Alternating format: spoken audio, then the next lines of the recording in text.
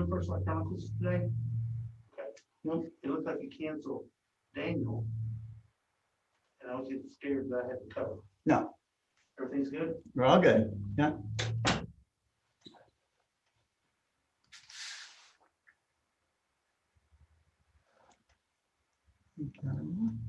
I love that background. It's so 2001. Yes. Yeah, I watched 2001 a lot, so it's one of my favorite Yes. movies. When I used to teach astronomy in high school, what was really lovely is that there was no state standards for astronomy. And so I used to have a thing called space exploration in popular culture. And I showed a whole series of films. We would do one about every 2 weeks. And so we did, I don't know, 12 or 15 films through the year. And we started with stuff from the 1920s, silent films. And we went up through great science fiction stuff of the 30s. And then there's a big gap from World War II. And then afterwards, you get the anti-war science fiction films. And then it gets more into technical, will we meet aliens? And science is a savior, science is the devil. Okay. And some of the great but kludgy anti-war films of the 1950s where everyone dies except, and they're radioing the message, beware. We've been to Mars and we've found that they all destroyed themselves in a nuclear war. And then the rocket burns up in the atmosphere. Something really dark. Yeah, why does it always have to be dark? Oh, and then it gets into some more lighthearted stuff, like Mission to Mars, where they find that the pyramid on Mars there really is a face, right? Okay. Did you ever see that one, Gary Sinise? No. Mission to Mars Attacks. That was a good one. Yeah, Mars Attacks. Mission to Mars starts out very, very realistic, and then they find it looks like ice. And then they realize that no, it's the tip of the face, and there's this great cataclysm, and the face is revealed, and then it's a portal, and Gary Sinise launches off to another galaxy as the movie ends, and you never know what he's going to, but it's very interesting. Yeah. And I never did see Gravity. I haven't seen Gravity yet, the George Clooney one. Oh, that was a good one. Was it? I mean, there's gross science errors in it, but but aside from that, it was entertaining.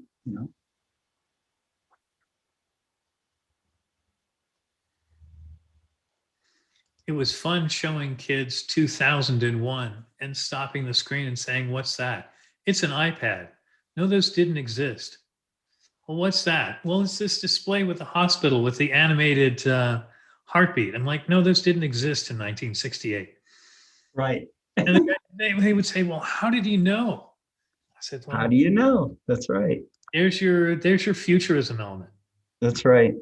And if you're looking at an old movie and you're recognizing things, then the writers and the producer and the director were just awesome. Stanley Kubrick. Oh my God. Oh yeah.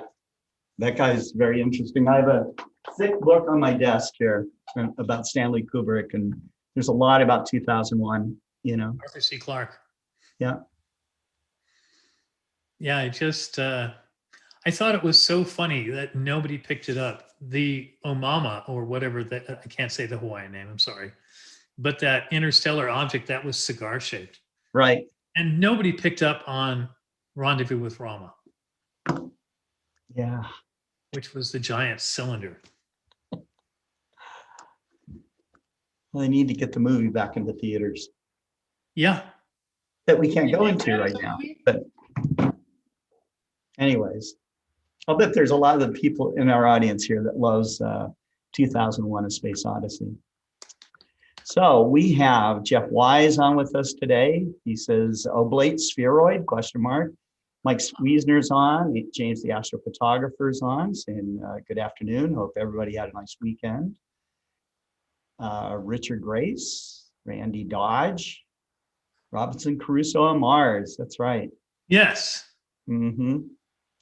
I am Ladies is on. Pekka. Hello, ladies and gentlemen from Stockholm, Sweden.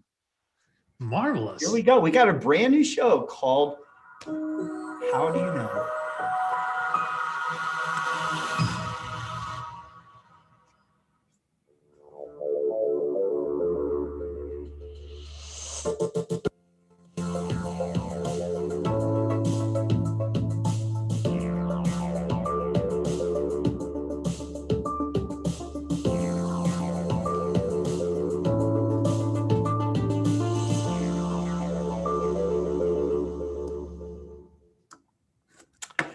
Well, hello, everybody. This is Scott Roberts from Explore Scientific, and today marks the first episode of a brand new show called How Do You Know with Dr. Daniel Barth. And he's with me today there in his not so evil laboratory, you know. Science lair. Yes, in his science lair there. And he's been on several shows with us. Daniel and I knew each other from years and years ago when he was working for a telescope retailer and I was working for a telescope manufacturer.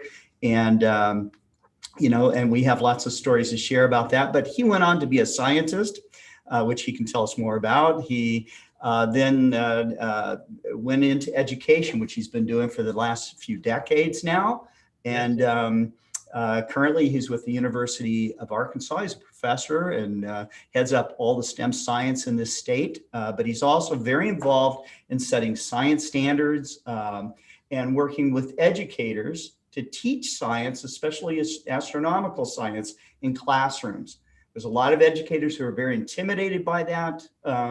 But I will tell you that through the simple and inexpensive demonstrations that Daniel's going to show, that virtually any teacher in any country can explain processes that will help a young student understand orbital paths, the general concepts of what we know as the constructs of the cosmos. And but there's, as we all know, okay, from watching movies and just general conversation, you guys out there that are amateur astronomers, and you battle with this all the time in doing educational outreach, that there are a lot of misconceptions about what's going on in the universe. So there's a lot of pseudoscience out there.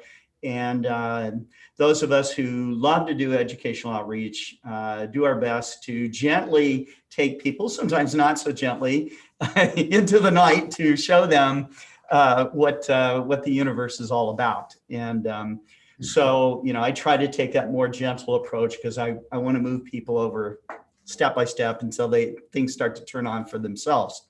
But Daniel's going to show you, especially those of you that love to do, if you're educators, and if you're an outreach enthusiast, you're an educator, how you can take some of the projects and demonstrations that he does, and you can embellish on them, make them your own, whatever. But he's supplying the educational curriculum for this that matches science standards, current science standards for today.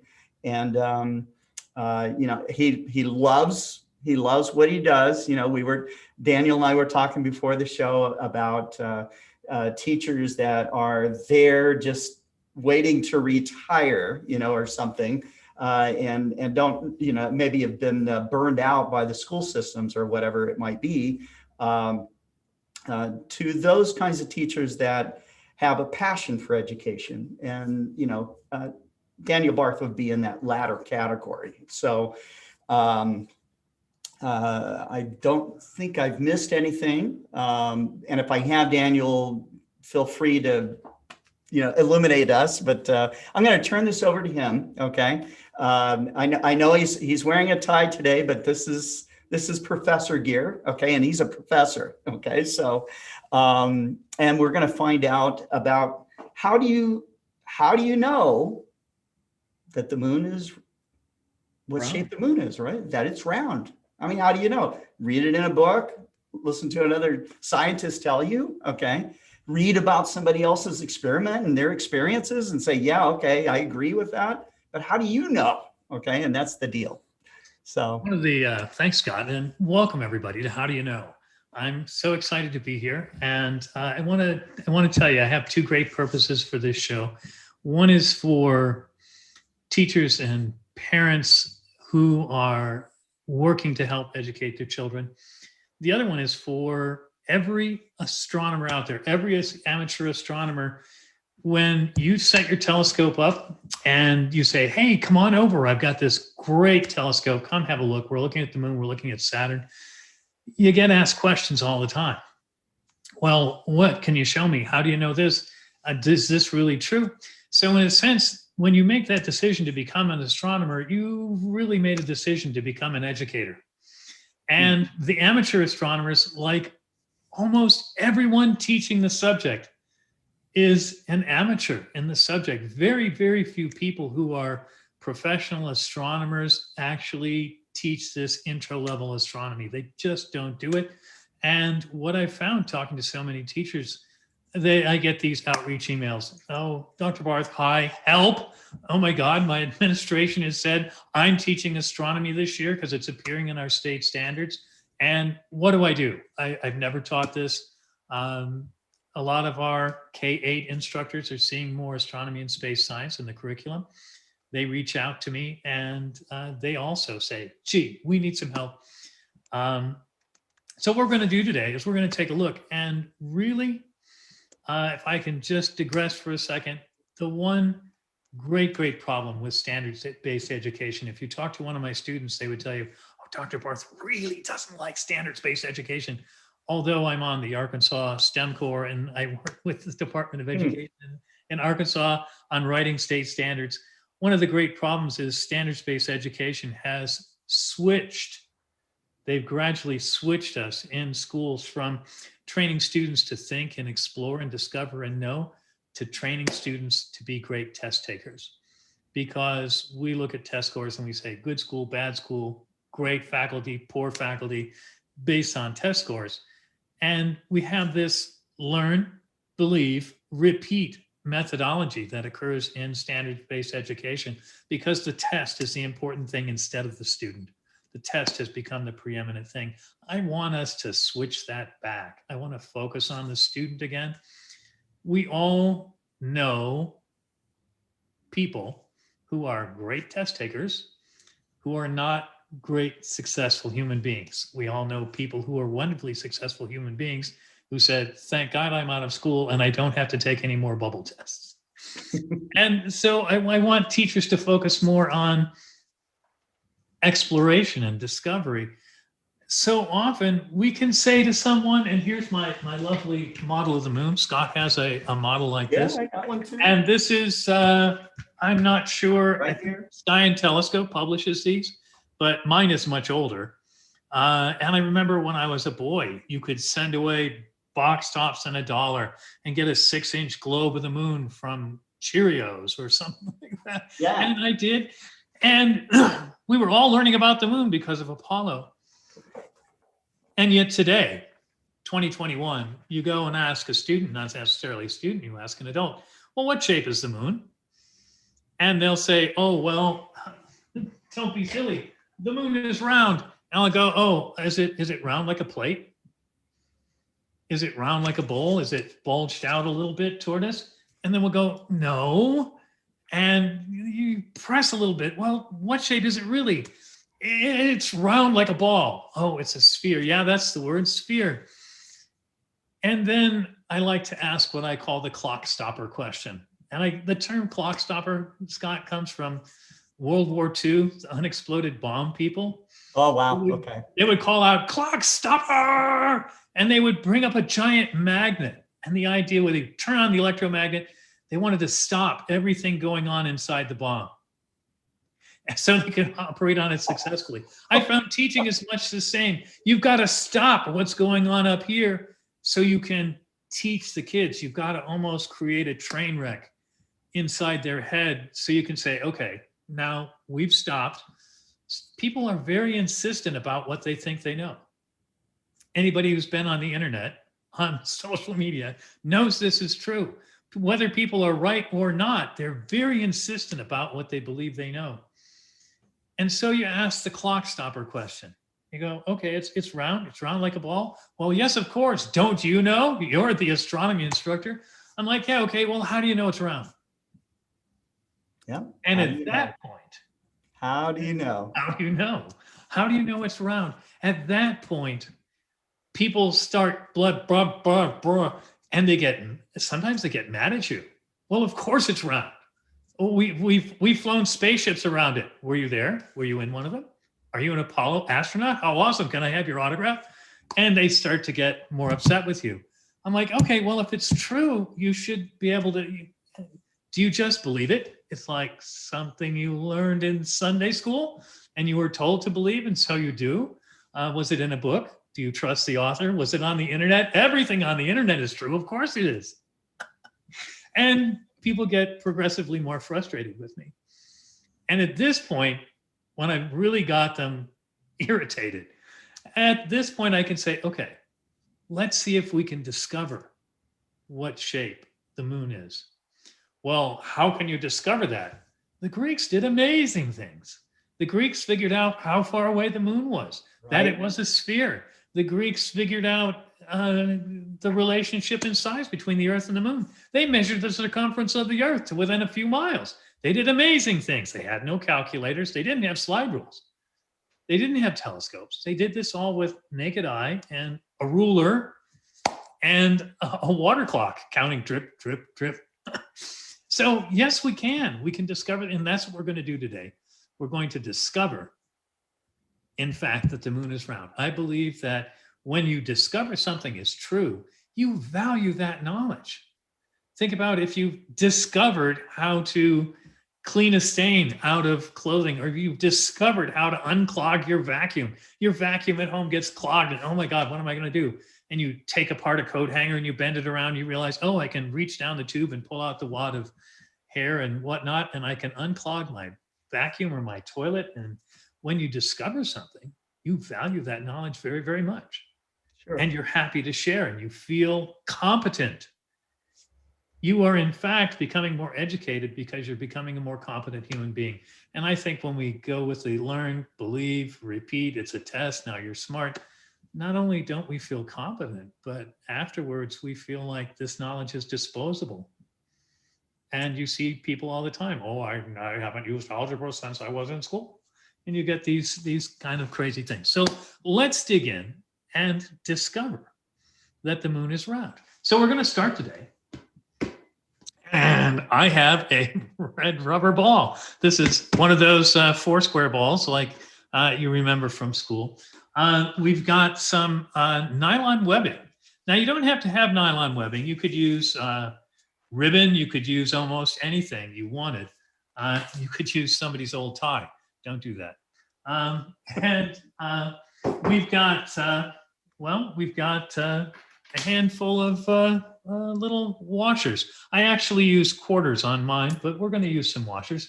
So let's just go ahead and take a couple minutes and make some apparatus.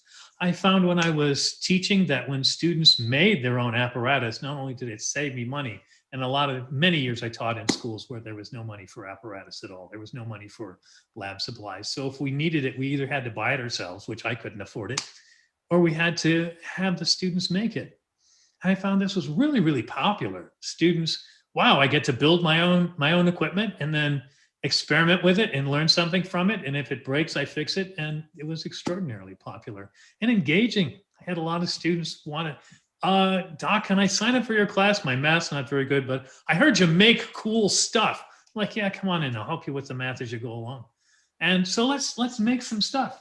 So what we're going to do today is we're going to use this nylon strapping, and we're gonna kind of do the Ralph. Remember the Karate Kid? He wasn't bald. Oh, yeah.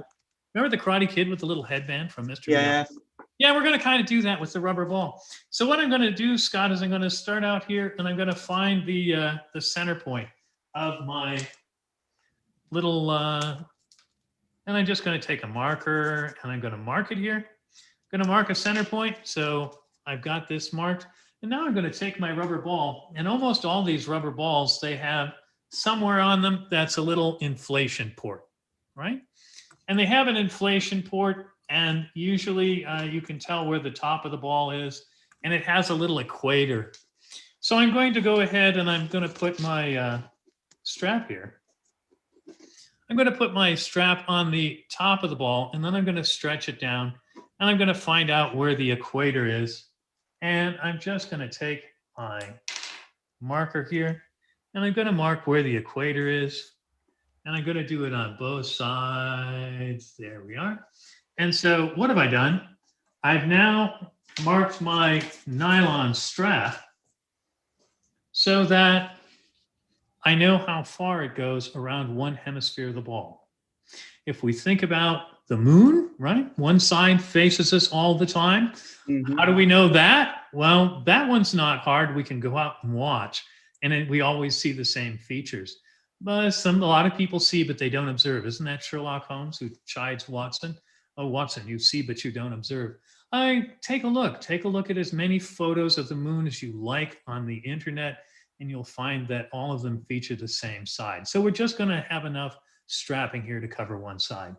I'm going to go ahead and switch cameras here and show you what I'm doing. And I can go ahead and switch to my desk cam. There we are. Oh. So I've got this, this little place here. And what I'm going to do is I'm just going to take some super glue, and I'm going to super glue a washer very carefully here, not glue myself to the nylon. That's bad. And I'm going to go ahead and I'm going to super glue that, and I'm going to put one over each of these marks, and that will only take a moment. Here we go. 1, 2, and that's a little out of camera, but you'll get to see this other part. 1, 2, 3. And now what I've got is I've got a marker where the front and center, and presumably the very farthest point around to the limb of the moon I could see, right? If we look straight at the dead center of the moon, and then if we were to come 90 degrees around, we couldn't see any farther than that. What we're going to do is we're going to take 2 other washers, and we're going to space them equally, and we're going to do that on each side. So we're going to end up with 7 washers glued to this piece of nylon strapping, and I'm going to show you my finished one. And really, super glue isn't as instant as it seems. So Yeah. you should, if you're doing this at home, and there are instructions. I really hope that if you're, let's see if I can switch this. Here we go. There we go. Web stream. There I am. So I've got this one, and I made this one the other day, and you can see that I've got 7 quarters. Okay. And I use quarters because they're shiny. I happen to have them. And so we've got these 7 glued on here, and we have the middle and 1 on each end, and then we space 2 out evenly between them. The exact spacing isn't real crucial. The material that you're using for the strapping isn't crucial. I cheated. I cut this off of it, one of those cinch straps that I had in the garage. I just cut about 3 or 4 feet off of about a meter off of this. And so I got this lovely strap with the coins glued to it. And now we're ready to see whether or not the moon is round. Now, in part, let's take a look at a round object. I'll be like a Magritte painting here. Let's take a look at a round object. If we think of this, if we think craters are round, question is, are all craters round? And this is one of the questions that the Apollo astronauts had. Are there any, if the angle of the meteor coming in is lower, does it make an elliptical crater? Excuse me. In fact, I think all of the space agencies, NASA, JAXA, Roscosmos, ESA, there have been only a handful, 2 or 3 truly elliptical craters have ever been found. And NASA did some wonderful experiments where they basically took high-powered rifles and shot them into clay.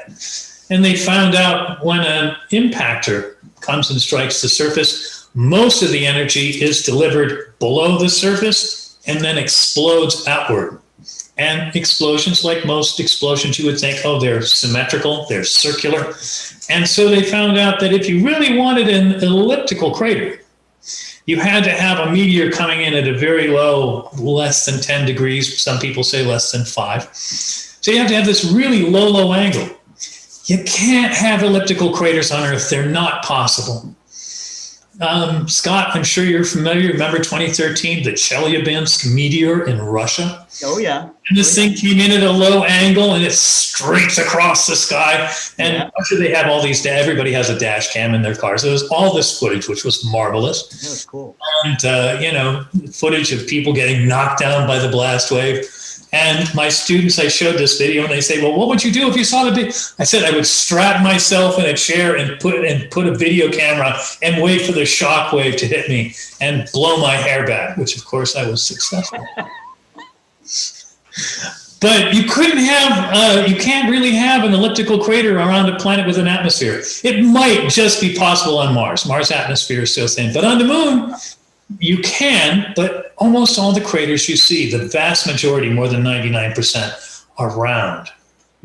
So the question is, how do round craters appear on a sphere? Well, if we think about this, and we look and we say, oh, here's a crater right at the front, but as the crater moves around towards the side, we see what's happening here. We see that our circle no longer appears round. It becomes more and more intensely elliptical. And on the very edge, it would appear just as some sort of a thin line. So we've got this idea that here's this round thing. And as we wrap around the surface of the sphere, we should see ellipses. One of my favorites, I showed this demonstration to a group of 4th grade teachers, and I said, and what shape is it now? And one of the teachers said, ooh, it's more ovally. I said, I love that. I'm stealing that from you and putting it in my next book. So it becomes more ovally, more elliptical if you want to be, really stuffy about your scientific terminology. It becomes more elliptical as we look at it until finally it would look on edge. So let's take a look and see, in fact, if this is true. So I'm going to use my ball here, and I'm going to try to do this on camera. Excuse me if I'm a little, I'm going to try to get this wrapped around. It's not always as easy as it looks.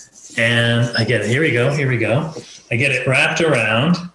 And then, indeed, like the Karate Kid, I'm going to use a binder clip here. Somebody said, well, why don't you use Velcro? Well, yes, of course, except that I didn't have any handy. So here's my my moon, right? And I see that, I can look and, I'm shining off the light. And indeed, I look and go, okay, well, this one is indeed circular because I'm looking straight at it, and it doesn't matter. But as I move around, this one becomes a little more elliptical, and this one becomes more extremely elliptical. And so as I tilt it, we see that as the coins go nearer to the limb, they in fact become more elliptical until they become a straight line. Ovally. More ovally. Now, what we've actually done, Scott, as you know, we've created a model. We've created a hypothesis made flesh, if you'll forgive the marketing, right? We've created a hypothesis out of real stuff. And I love this idea. And I tell students all the time, it's great to go ahead and build a model and show me how you think it works. Make your hypothesis real. Writing it down, blah, blah. You know what's great, Scott? Students where you have classrooms where you have ESL students, it really doesn't matter what language the students speak at home. Everyone builds models in their own language in their head. True. After we've experienced the model, after we've experienced and we've taken it, ooh, look, at the closer they get to the edge, the more ovally they become. Then as teachers, we go ahead and as outreach people, we layer on that actual vocabulary. Oh yes, crater. And as we go around, the shape becomes more elliptical. That's where the circle is stretched. And you see that the height doesn't change, but the width does. And the craters become more elliptical. Yes. So we have this interesting, we have this hypothesis. The next question is, well, is this really the way things are? And so our next step is to actually go look at the moon. Now, the nice thing about this is you can do this 50 to 60 power. You can get the cheapest little 50 millimeter, I bought it at a garage sale, telescope, or some of the very inexpensive kinds that many companies sell. And just a little tilt and swivel. I think I see one on your desk behind you. Yeah. That telescope with the altazimuth tilt and swivel, right? That's perfectly capable of discovering that the moon is round. And I hear people say, oh, well, what can you do with a little telescope? You can discover that the moon is round. And people say, well, everybody knows that. Do you know? How do you know? How do you know? You ask the clock stopper. And so the idea that you can discover something fundamental about the moon with a very small telescope, I don't think you could pull it off with a pair of binoculars unless you had a really kind of a badass pair of binoculars. You and I were playing with a pair the other night. Glorious, monstrous binoculars, 120 millimeters for each eye. That's a little bit different. But most people think of, a pair of, gee, could I take my my binoculars that I take to the ball game and discover the moon is round? Probably not. You need a little more magnification than that. We're going to need something more in the 50 to 80 power range. But once you've got that, you can start looking, first of all, look in the center. Our model says the craters in the center should all be round. And it doesn't take much to pull up a photo of the moon. Maybe you can pull one up there, Scott. And it doesn't take much to look and go, wow, all the craters near the center are round. And it really, it's better if you look when the moon is at a crescent or half illuminated or even a gibbous phase, so you can look along the terminator. The boundary between light and dark shows crater shapes much better than the full moon does. But as you look, that terminator stretches from the north to south pole, that shadow that makes the phase of the moon. As you look toward the poles, you find, the craters indeed are elliptical. And they're not round. And as you look at the moon over a period of weeks and you're seeing craters on different parts, and you find out that, yes, indeed, there we go. There's some lovely photos. I see one right here. You can see the I see that, okay. beautiful image of the moon. Oh, look up here. Oh my gosh, it's a beautiful ellipse. This one is a little elliptical, not too much. Down here, oh, look here. Yes, this is Clavius, I believe. And it's a lovely 92 kilometer wide circle, and it's showing us a lovely ellipse. And the farther we get down, this may be Tycho. And the same thing, if we look at some of the features out here, we can see that the features here are appearing elliptical, and it doesn't matter. Yeah, there's some other photographs that you're pulling up. Sure. And indeed, look, ellipses along the edge here, ellipses. So we see this and we start to get excited and we go, oh boy. Now, I'm going to say, if you're a teacher and you're saying, is that Mercury you were showing? The one might have been, didn't look like. I think we'll find out. Doesn't matter. You can look at craters on Mars, you can look at craters on the moon, craters on Mercury, the moons of Jupiter. There's some lovely photos of those. And all of these are great.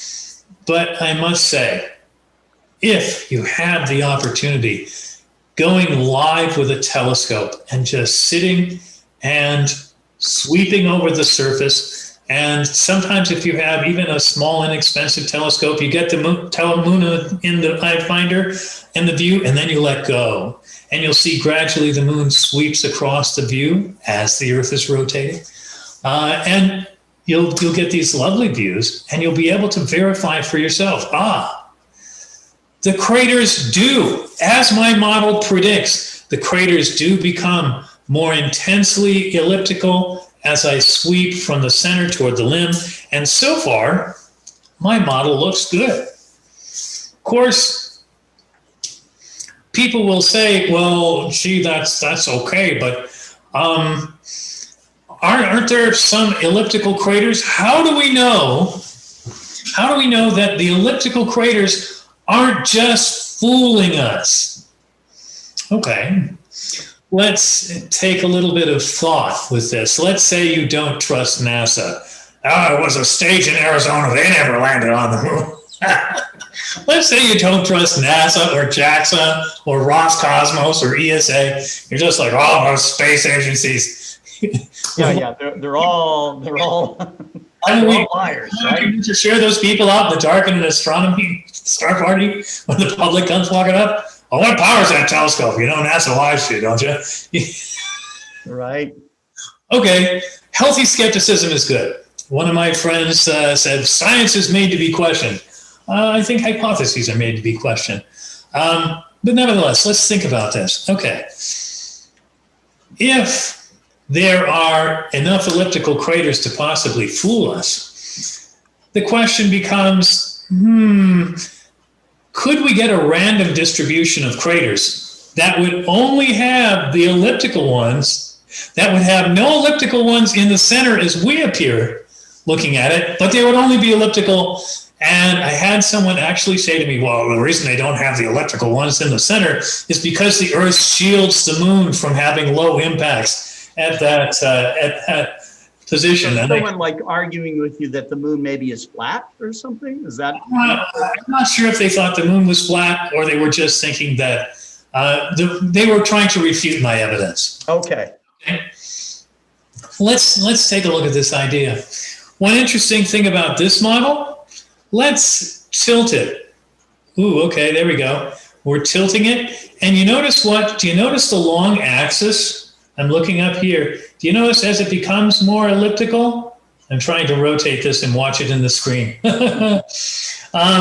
Here we go. I want to rotate on this axis. There we go. I want to rotate it this way. Now, you notice that the long axis here, Scott, is always perpendicular to the ribbon? Yes. So if we think about this, and we can draw this, we can look at this, and we can sketch this. So I'm going to switch to my second camera again, and we'll take a look at this idea. And here we go. Switch to my desk cam, and here we are. And okay, well, if my idea is correct, then at any point, if I go ahead and draw a radius out from the center, if there's a craters along that line, if my hypothesis is correct, they should look very circular here. As I get out, they should start to look a little bit elliptical. And as I get further out, they should look more elliptical. Yeah. And even more elliptical. Maybe I'm not even seeing the entire crater here. Well, you know what's interesting though, Scott? Is that the long axis of these craters always lies perpendicular to the radius. Right. And that's because they're not truly elliptical. They simply appear elliptical because they are further around the sphere from the center point. So now we can go ahead and we can take a look and we can say, oh, gee, let's look at craters at different points on the moon. And let's go ahead and draw a couple different radii. And if we're right, if this theory holds up, then every time we see a crater, large or small, as it gets further towards the edge, not only is it going to be elliptical, but that lovely long axis. Yes. And basically all the long axes are going to be concentric. those long axes are going to lie on concentric circles working out from the center. So if it was an elliptical crater, chances are it would look rounder, possibly rounder, because it may not be exactly lined up. Okay. That's quite true. Yep. And you would think, well, if it's the elliptical craters are actually random, and let me draw some random craters with a different color marker. If they were random, then we might expect to see them at angles that were not lined up, right? We would expect to see that, oh, well, when I look at this one and I go, gee, here's the radius that goes through it, and here's the long axis, and shebang, it's nothing like perpendicular. Yeah. You got to remember, Scott, that this crater record, what NASA refers to as the geological crater record, this crater record is something on the order of 4 billion years old. Meteors have and asteroids have hit every portion of the Earth's and the Moon's surface. So they obviously, if it's a sphere, they strike from all directions. And if indeed the Moon is a sphere, as we say, then in fact, could you have a 4 billion year old pattern of elliptical craters exactly all through 4 billion years? Concentric long axes are all lined up with concentric circles. They're all perpendicular to the radii. And I think the odds of that make the odds of winning the lotto 3 weeks in a row look paltry, look easy. Yeah. And so we have this situation where not only do we have a hypothesis that works, one that we can verify with our own eyes. We don't have to rely on believing anyone else. We can see it. We can see how it works. And we can take a look and say, well, there's another possibility. This could just be random. It just could be fooling you. You would have to have a pretty malicious set of gods on Mount Olympus to start. This gets akin to, the malicious gods burying fossils to make it appear like a false record. It gets so far out there that no reasonable person will believe, oh, here's this 4 billion year old random pattern that makes it appear like the Moon is actually a sphere. What's really great about this is something you can go ahead and you can take out. Those of you who do outreach, those of you who have telescopes, those of you who have children, and you say, well, Alice, Roger, Jesus, how do you know the Moon is round? Sure, I tell you, and I'm your dad, but I'm just this old bald guy. How do you know I'm not teasing you? Do I ever tease you? Do I ever fake you out? Is it close to April 1st? So how do you know the Moon is round? And you can basically say, let's find out. Let's see if we can prove it to ourselves. And in fact, this would be a wonderful 10 or 15 minute activity as the sky's getting dark, while you're waiting to do outreach, and then you go, and you know what, folks? The Moon is round and up there tonight, and let's go ahead and let's point some telescopes at the Moon so you can find out, is the Moon round? Can you see these craters becoming more elliptical as they move toward the edge or the limb of the Moon? And in fact, you can with any modest telescope. Certainly every astronomy club out there has plenty of equipment able to reach out and see this sort of a thing. That is true. Teachers can do this. And you know what, teachers? There are astronomy clubs near you who would probably be thrilled down to their socks to invite you out or even to bring equipment onto your campus for an evening. And you know what's nice about the Moon, Scott? You don't need a super dark sky. You can do it sidewalk astronomy, the way John Dobson said. You can go right out on the sidewalk. You can go in a well-lit parking lot. The Moon's perfectly bright enough. Oh, yeah. You can do this sort of fun right there. And now, once you build the model and have a look, now you know how you know that the Moon is really round. Yeah, okay. And this is a great explanation, okay? And I think for our group here, we have a lot of amateur astronomers watching us, hopefully some educators too. And, we spread the word out there to try to reach as many people as we could about this. Yes, please. But as an educator, you must run into, and you touched on it many times in your conversation, people that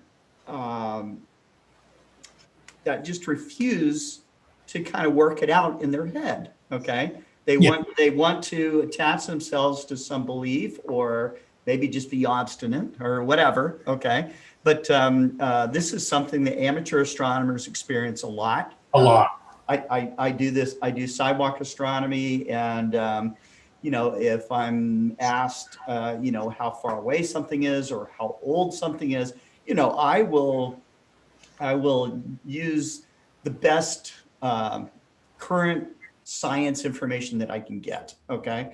But having some sort of practical thing, okay, that you can do to teach, what a sphere is, for example. I mean, there are people that think that the Earth is flat, for example, and we're not going to go there. We're not going to talk about those guys, okay? But there are people that do believe it, okay? There are. For real, okay? And are teaching it, okay? Yes, there are teacher pages for groups of educators who want to teach flat Earth on social media. Yeah. And so that's it. And here we have hundreds of years, or maybe even thousands of years of science, certainly hundreds of years where we called it science. Okay. And we have this process that gets better and better all the time. As amateur astronomers and professional astronomers, we know we're living in the golden age of astronomy. We are indeed. At the same time, we have people that are either completely on the other side of this or entirely clueless. Okay. And so one of the movies that I occasionally watch just to kind of reset everything for me, and it is called A Private Universe. Yes. And A Private Universe is, if you guys have watched it, that are watching online right now, you can look it up on YouTube. Absolutely. Try to find the complete one, okay?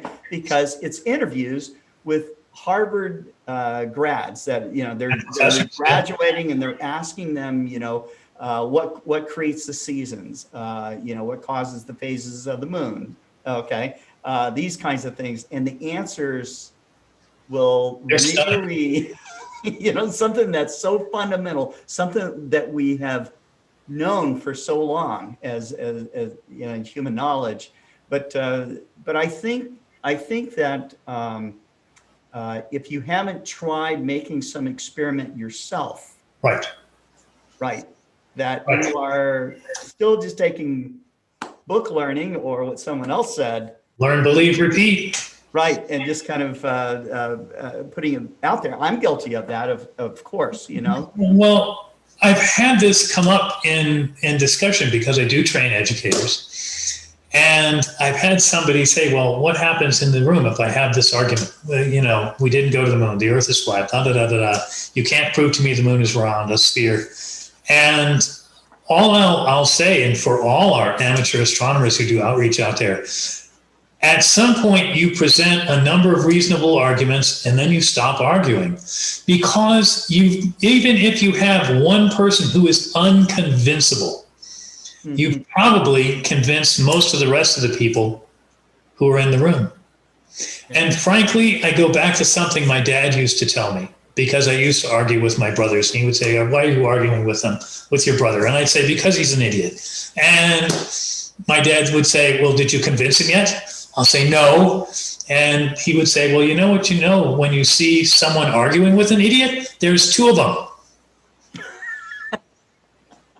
And so at some point, Scott, we rely on the fact, you can look around and say, you can look around and you say, well, is everybody else following the argument? And you'll get a bunch of, yeah. Okay, well, let's move on then. Right. And the one person who's staunch in their belief of whatever it is, or their denial of whatever it is, Yes. will be upset with you. But the rest of the people will be quietly giving you the golf clap for just saying, okay, everybody else got it, good, let's move on. Because as an educator, as an outreach person, you can't go down the rabbit hole with these people. Yeah. At some point, you just have to, my dad was right. At some point, you have to stop arguing, or there's two of them. And at some point, maybe you'll sit in and I found it very useful. Yes. I found it very useful to say, well, how many people here are following my argument about why the moon is a sphere and craters appear elliptical towards the edge? And you'll get a lot of hands. And at that point, you'll say, okay, great. Does anyone else have a question? And sometimes there are very clever questions. But okay, let's move on. We're going to go look at Jupiter now, or we're going to see the rings of Saturn. Mm-hmm. And away you go. At some point, I don't believe it's beneficial. At some point, I believe arguing with these people gives them a cachet of credibility that they don't deserve. So I just stop. Right, right. But on the flip side, what is the benefit? What do you think is the benefit of teaching people the basic structure of the scientific process? I mean, as an educator, every adult, you devoted your whole life to this. So yes, every adult is expected to make decisions based on science. You'll go to the doctor, and the doctor says, well, we see you have a lump, and we recommend these treatments for these reasons. And you'll need to be able to follow the discussion. You'll have a politician will submit a bill, protect the forest, climate change, carbon capture. Should we, have a tax so we have more firefighting equipment, or should we let forests? Remember that in California? Should we let them burn, or should we put them out? Yes. And so more often than you think, you have these circumstances come up where a basic understanding of how science works. The other thing that's tragic is we don't teach students how we decide when we throw out a theory. One of the interesting things I teach students how to refute the geocentric theory. I teach them how to refute Aristotle's flat moon. Hey, we just did that. There are other ways, but we just did that. And say, okay, well, when a theory predicts something that not only isn't true, but can't be true, then we throw it out. If a theory predicts something and it isn't true, sometimes we say, well, it needs to be tweaked or adjusted. But it is a capital error to adjust your facts to match your theory. We have to adjust theories to match facts. And every once in a while you hear somebody, well, you don't really know that, Dr. Barth. That's just a theory. And you'll never hear a more proud and public declaration of ignorance uttered in your life. Theories are grand masterworks. They are lifetime achievements of brilliant men and women, sometimes many. I think we talked the other day, the physics paper that discovery of the Higgs boson had 1,200 authors. Okay, Galileo and Copernicus kind of did it on their lonesome, but much science is big science. But nevertheless, theories are grand achievements. They should explain every fact we know, and they should clearly point out places where the theory starts to fail, because that's the place where we take a flashlight and start investigating to learn new things. Maybe, as with Einstein's theory of relativity, we'll spend 100 years and more, and every test, Big Al knocks him down. Boom, another strike for Al. He's rolling the perfect game for 110 years or so now. On the other hand, sometimes you find things that don't fit. And, for the scientist, it isn't a failure. It's a big flashing sign that says, this is cool, this is important, let's look here next. Oh, look, there's some mold growing on my Petri plate, and there's no bacteria anywhere around it. Lots of people have seen this, and then Fleming said, maybe there's something in the mold that's killing the bacteria, and shazam, penicillin, antibiotics. The things that don't fit in our theories are not indications that we're stupid or science is terrible or somehow a big scam. What they are is cracks that we can crawl through to discover an even more grand and glorious universe. So to sneer at a theory is kind of weak sauce. Theories are majestic, a fact is a brick. A theory is a cathedral. It's a majestic structure that took lifetimes and many, many craftsmen to build. So I think it's important to engage students in science as a process, as a culture. We tend to teach science. This is this lovely, grand, stately progression from one success to the other. And you and I know that's foolishness. I think Karl Popper was right. Science is more of a fight club, last man standing. Oh, yeah. Many scientists spend their career trying to discredit another theory so they can prove this. And it really is kind of a last man standing. It is a kind of a science thing. factory. That's true. It is. Science is a fight club, and we don't teach it that way. But I think it's good to get kids, okay, let's strap on the gloves. Is the moon round? How do you know? That's what how do you know is. It's a question that says, put on the gloves, get in the ring, let's go, and let's see who's the last man standing, who's the last idea standing. And I think that's a really important and useful skill for every adult in our society. So I think it's of great value. Right. Well, thank you, Daniel. That was a illuminating talk, and I think that we kind of got into some of the nitty gritty of why. We did, maybe a little more than we will on future episodes. And that's the things that we're going to keep off the table here, but we kind of got into them anyways. But for our next program, I have a plan, and if you'd like to join us, if you want to get some ping pong balls and some masking tape, next time we're going to take a look at how do you know the phases of the moon work? How do they work? How do you know? And we're going to take some ping pong balls and some markers and some caps off of some sports drink bottles, and we're going to make ourselves a little model of the Earth and the moon. Oh, and that's we're going to see how phases work, and we're going to be able to answer, well, how do you know? Next time with the phases of the moon, and we'll continue on this theme. We'll come back to revisit this. So here you go. And these are some lovely models that my students made. And please don't feel these are marvelous. And I said I'm keeping these because they're beautiful. I like the one that's my right there. So yeah, but if you can't draw a great drawing, it's okay, because they're round, and gee, that side is called night and this side is called day. And you can make your planet and moon look anything like you like, because all planets and moons everywhere work the same way. Phases always work the same way, unless you're in a multiple star system, but we're not going to go that far down the rabbit hole. But I hope everybody will join us next time on How Do You Know? And please tell your friends. And I'm going to make a special plea. If you know some homeschool parents, homeschool families, reach out to them. Let them know. Tell them about our show. Have them look up the show on YouTube or on Facebook. Have them join us next time, because this real STEM they can do, inexpensive, safe, comprehensible, learn along with your kids. It's so important. So important, Scott. So I hope that outreach will happen. And I hope everybody will tell your friends that this was fun, and come on back next time for the next episode of How Do You Know? All right. And that will air next Monday, 4 p.m. Central.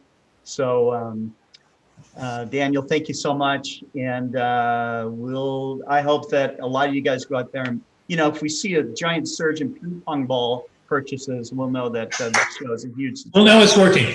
And your website, Scott, has downloads and a link to the Astronomy for Educators textbook. I hope people will download the book. It's free. I purposely made it free so everyone could have it. That's part of the whole low-cost thing, making it accessible to everybody. And the activity guide is there on the Explore Alliance website. And I've been posting it already, and I'm posting the entire book, which has now got thousands of downloads. We're in the Astronomy for Educators book is now in over 3,800 schools in more than 45 countries worldwide. So it's become quite a phenomenon in the last year. And like I said, I glory that it's free. And it's not that I don't want to make money, but this is so important. It needs to be accessible to everyone. I worked so long in schools where money was a barrier, and I don't want what I do to be out of reach of anyone. And I'm hoping everybody can say, well, I can afford some nylon webbing and a couple of washers. Yeah. And a couple of ping pong balls are going to cost you 50 cents. Yeah, I have it so laying around the house. So there you go. Awesome. Well, thank you very much. We'll see you next week, everybody. Yeah. And so what else would I like to say? Tomorrow we will have another episode of Open Go-To Community and followed up with the next, I think is the 37th Global Star Party. Global Star Party. And so we're looking forward to having any of you join us. We will have the after party as well. You know, watch for the announcement that will be coming out probably this evening. And I've already announced it once, but I'm going to continue to announce it. And that's the next Global Star Party is Tuesday night at 8 p.m. Yeah, I will join you. Because we leaped forward here, so I will join you, and we can have a quick plug for How Do You Know? All right. And, I think it'll be exciting. Perfect. Okay. Thanks, Scott. Thanks very much, and keep looking up, everybody. That's Thank right. you.